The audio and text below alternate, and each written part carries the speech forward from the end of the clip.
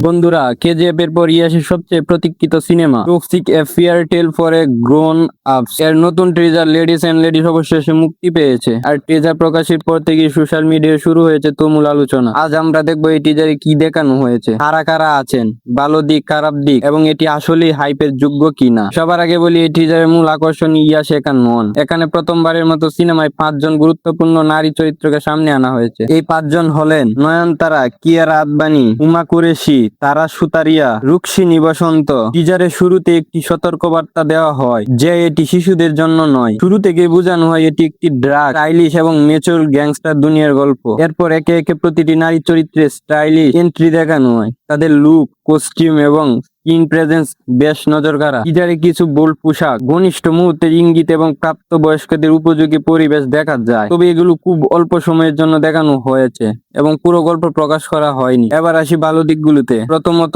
Cinematography দারুণ। প্রতিটি frame অনেক যত্ন নিয়ে তৈরি করা হয়েছে।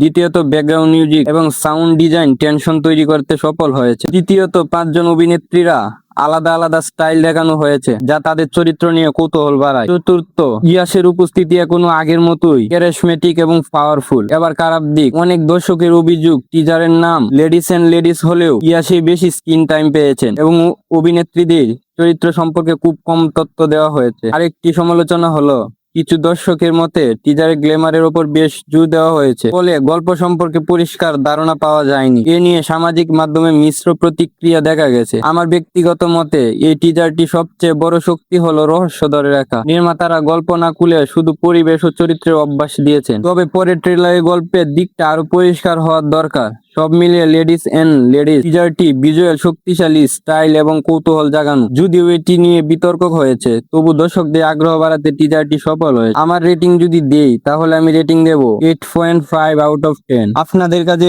টিজারটি কেমন লেগেছে কমেন্টে জানাতে ভুলবেন না। আর এমন আরো সিনেমা ও ট্রেজার রিভিউ পেতে চ্যানেলটি সাবস্ক্রাইব করুন। ধন্যবাদ।